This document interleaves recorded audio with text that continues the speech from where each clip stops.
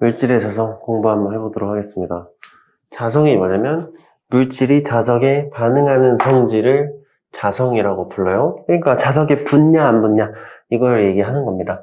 그럼 자석이 붙으려면 어떤 과정을 거쳐야 되냐면 그 물질 내부에서 자기화라는 거를 거쳐야 돼요. 근데 자기화란 건 물질 내부에 들어있는 원자 자석이라는 친구가 일정한 방향으로 정렬되는 거를 얘기합니다.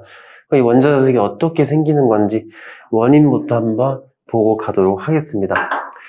모든 물질은 원자로 이루어져 있어요. 근데 그 원자 자체가 자석이 될 수 있단 말이에요.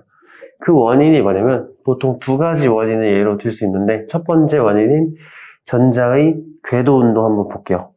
모든 원자들은 내부의 중심에 원자 플러스를 띠는 원자핵이 존재를 하고요. 그 원자핵 중심을 전자가 돌고 있는 형태가 되잖아. 근데 우리가 전자가 이쪽으로 돌면은 전류가 반대 방향으로 흐르는 효과랑 똑같잖아요. 우리가 중2 때 배우죠. 전류란 건 전하가 흐르는 건데 전자가 이동하는 방향과 실제 전류의 방향이 반대였던 거. 그러니까 전자가 이렇게 돌면 전류가 반대로 흐르는 거랑 똑같은 효과가 됩니다. 우리가 지난 시간에 전류가 흐르면 뭐가 생긴다 그랬어요? 자기장이 흐른단 말이야. 원형도선이랑 똑같잖아. 전류가 이렇게 방향 잡으면 이 아랫방향으로 자기장이 형성이 된단 말이에요. 이렇게 원자 자체에서도 자기장을 만들어낼 수가 있는데 이런 상황을 원자 자석이라고 부릅니다. 첫 번째 원인인 궤도 운동. 두 번째 원인은 뭐냐면 스핀이에요. 이거는 쉽게 말하면 얘는 공전, 얘는 전자의 자전이라고 보시면 됩니다. 전자가요, 마이너스 극을 띠는 전자가 또 자전을 해버려. 이렇게 자전을 해요. 전자가 이 방향으로 돌면은 똑같이 전류가 이 방향으로 흐르는 거랑 똑같단 말이에요. 그럼 이 방향으로 전류가 흐르는 거면 전류가 흐를 때 자기장 발생. 그래서 아랫방향으로 자기장이 만들어지게 됩니다. 이런 두 가지 원인에 의해서 원자 자석이 형성이 된다. 이렇게 좀 기억해 두시면 되고요. 둘 중에 더 주된 원인이 뭐냐면 스핀이 좀 더 주된 원인입니다. 그러니까 궤도 운동보다는 스핀에 의해서 원자 자성이 더 영향이 세다. 이렇게 좀 기억해 두시면 됩니다. 그래서 이렇게 자성에 따라서 물질이 또 세 종류로 구분을 지어요. 전기처럼. 전류의 경우는 전기 전도성이 좋으면 도체, 안 좋으면 절연체, 중간이면 반도체였잖아. 마찬가지로 물질이 자성이 세면 강자성체, 자성이 약하면 없으면 반자성체, 자성이 좀 중간 정도면 상자성체라고 부르는 겁니다. 얘네들이 이제 어떤 기준으로 또 구별을 해주는지 예를 좀 들어보면요. 원자 하나하나 원자 자석을 갖고 있는 거잖아. 그러니까 원자의 개수가 엄청 많으니까 걔네들의 배열 상태에 따라서 물질이 결정이 되는 겁니다. 뭐 쉽게 예를 들어보면, 자, 그럼 강자성체는 뭐냐면 이런 거야. 우리가 각각의 원자들마다 원자 자석의 자기장 방향이 정해져 있단 말이야. 그럼 편하게 위아래로만 구분을 좀 지어볼게요. 그러면 물질이 위쪽의 자기장을 만드는 친구가 5개가 있고 하나만 아래라 해봅시다. 그러면은 이렇게 방향이 서로 반대인 친구들은 서로가 서로를 상쇄를 시킨단 말이에요. 이렇게 상쇄시키고 이거 짝꿍 없는 친구들은 상쇄가 안 되고 남는단 말이에요. 이렇게 짝꿍이 없어서 짝이 안 맞는 친구들은 이렇게 남아서 이 물질 자체의 자기장이 되는 겁니다. 이렇게 짝이 안 맞는 친구들이 많으면 강자성체가 되는 겁니다. 그럼 두 번째 상자성체는 뭐냐면 짝꿍이 다 맞는 건 아니지만 적당히 맞는 걸 얘기합니다. 예를 들면 위쪽 방향에 자기장이 4개, 나머지 2개는 아래라고 해봅시다. 이런 경우에는 짝꿍 맞는 친구들이 2세트가 되잖아. 이러면 EB가 남아요. 얘네들은 물질이 나타내는 자성이 됩니다. 위에 강자성체보다 자성이 약하잖아.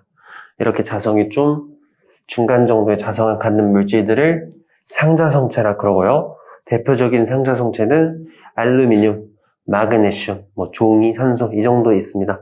이런 애들은 자석을 갖다 대도 거의 반응이 없죠. 그러니까 상자성체라고 해도 그럼 자성이 있으니까 자석이 붙어야 되는 거 아니야? 근데 이거는 이제 인간이 느낄 정도로 유의미한 수치를 보여주지는 않는다.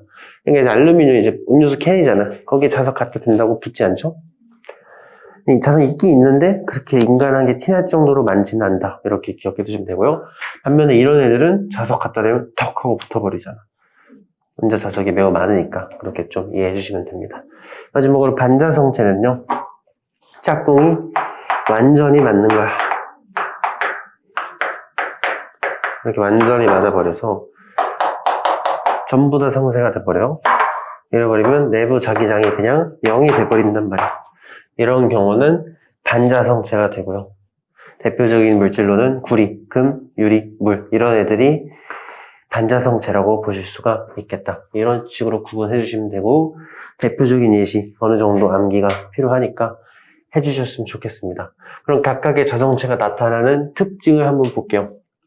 일단은 강자성체의 경우는 어떤 특징이 있냐? 일단 짝꿍이 안 맞는 친구가 많잖아. 그러니까 이제 물질 내부에 원자 자석이 매우 많아요. 원자 자석이 많다 보니까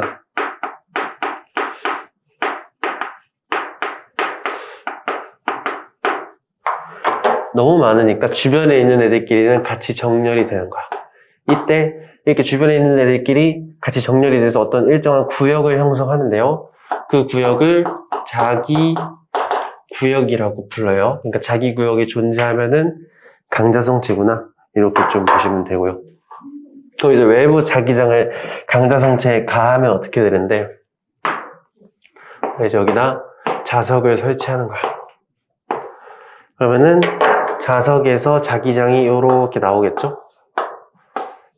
이 원자 자석들은 외부 자기장에 맞게 같은 방향으로 정렬이 돼요.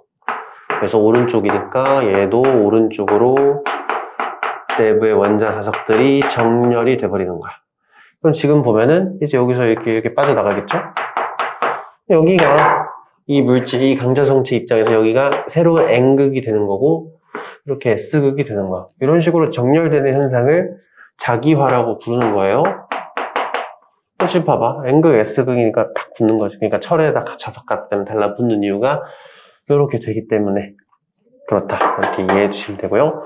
이제 강자성체만의 유니크한 특징은 제거 후에 나옵니다. 자석을 치우잖아요? 그럼 그 자기장이 한동안 유지가 돼요.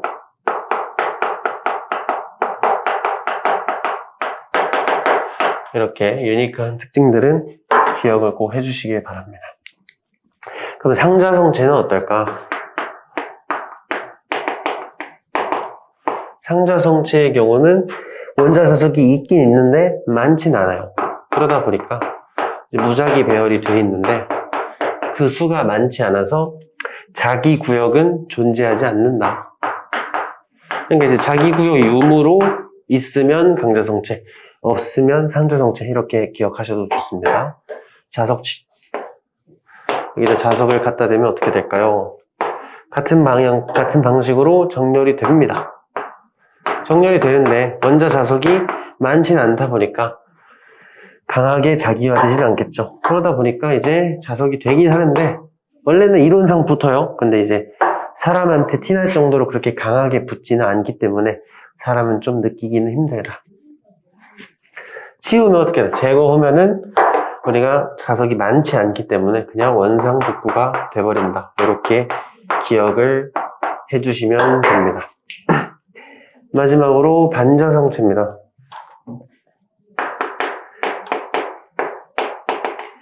반자성체의 경우는 그냥 원자 자석이 없어요. 아예 없으면 반자성체가 된다. 이런 반자성체에 자석을 갖다 대면 어떻게 될까? 현재 자석 자기장 방향은 오른쪽이죠. 그러면 여기서 재밌는 점은 이때는 반대로 자기화돼버려요. 반대로 자기화가 돼버립니다. 굉장히 특이한 점이기 때문에 꼭 기억을 해 두시고요. 그러면은 이 입장에서 이쪽이 N극, 이쪽이 S극이니까 밀어내겠네. 여기서는 청력이 작용하겠구나. 현실에서는 대표적인 반자성체인 구리에다 자석 갖다 밀어대나요? 실제로는 그런데 마찬가지로 사람이 느낄 정도로 강하게 밀어내지는 않는다. 근데 이론적으로는 밀어낸다. 이렇게 기억해 두시면 되고, 제거하면은 다시 아무것도 없는 원상복구 처리가 됩니다. 이렇게 각각의 자성체별로의 특징을 꼭 기억을 해 두시고요. 마지막으로 이제 이런 강자성체, 상자성체, 반자성체들을 어떤 식으로 활용하냐 이런 걸 한번 좀 보시면, 일단 강자성체에서는 전자석으로 활용합니다. 우리가 전자석이 뭐였냐면 솔레노이드에 철심 꽂는 거였잖아. 철심 하면 딱 기억이 나야죠. 여기다가 철심 꽂아 넣은 거를 전자석이라 그러는데, 이때 철심이 강자성체지. 여기 강자성체에 철이 있었죠. 고무자석, 이거는 그겁니다. 그 냉장고에 붙어있는 시커먼 테이프 같은 자석 있잖아. 그거를 냉장고 자석이라고 부르는데요. 고무를 어떻게 붙였지? 그냥 고무에 강자성체를 가루로 갈아가지고 섞어 놓고 자석으로 쓰겠다, 이렇게 보시면 됩니다. 액체 자석도 똑같아요. 액체에다가 강자성체 가루를 섞어서 만든 자석. 하드디스크는 뭐냐면 요즘에는 잘 안 쓰는데, 이거 요즘에 쓰는 데이터 이제 저장 장치 이전 세대를 하드디스크라 그러는데, 이 강자성체가 이 유지되는 성질을 이용한 거야.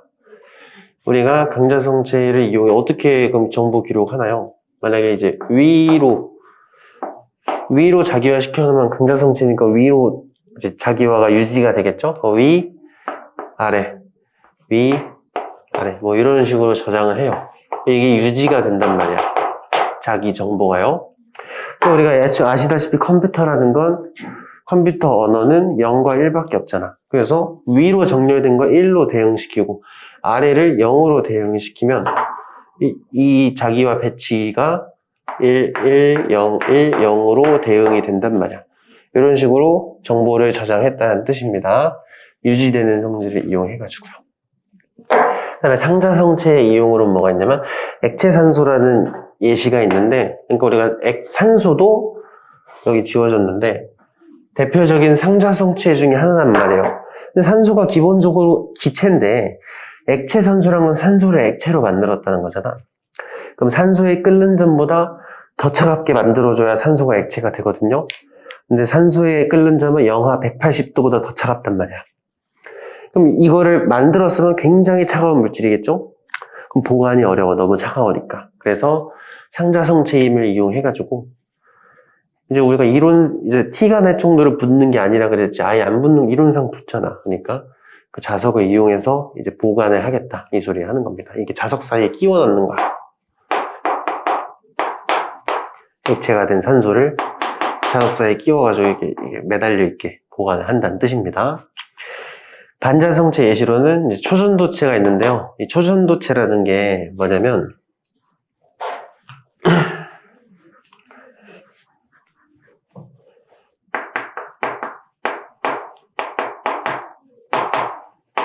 우리가 임계온도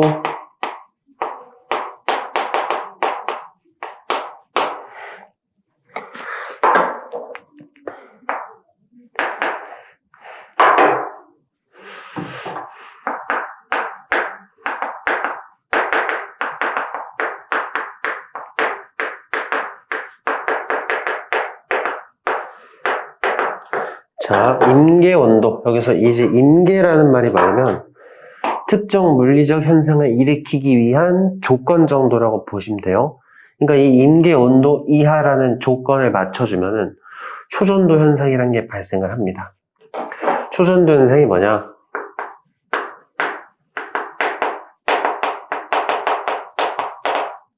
임계온도 이하에서 저항이 0이 되는 성질을 초전도 현상이라고 해요.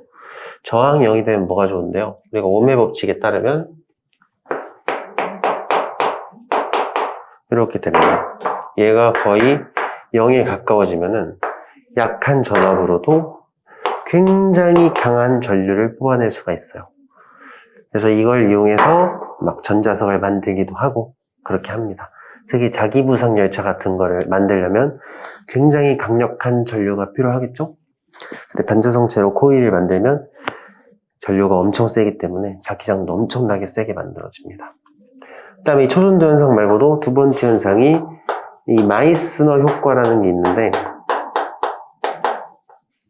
이건 뭐냐면 우리가 초전도체는 임계온도 밑에서 초전도 현상만 일으키는 게 아니고 굉장히 강력한 반자성을 띄어요. 그러니까 앞에서 얘기했던 구리, 금, 유리 이런 애들이랑 비교도 안 될 만큼 굉장히 강력한 반자성을 띈단 말이야. 이런 거 어느 정도냐면 물체가 공중에 떠 있을 정도. 우리가 여기 밑에 자석을 놔요. 이렇게 되는 건데 여기서 얘가 반대로 자기화가 되니까 근데 이제 이 반자성이 엄청나게 강력하니까 물체가 공중에 떠요. 이런 효과를 마이스너 효과라고 부릅니다. 뭐 이 정도 기억을 해두시면 된다. 그래서 이런 공중에 뜨는 성질 딱 보자마자 자기부상열차에 이거를 안 쓸 이유가 없겠죠. 그래서 그렇게 묶어서 많이 나오고요. 어쨌든 이렇게 물질의 자성 파트 여기까지 하면 마무리하도록 하겠습니다.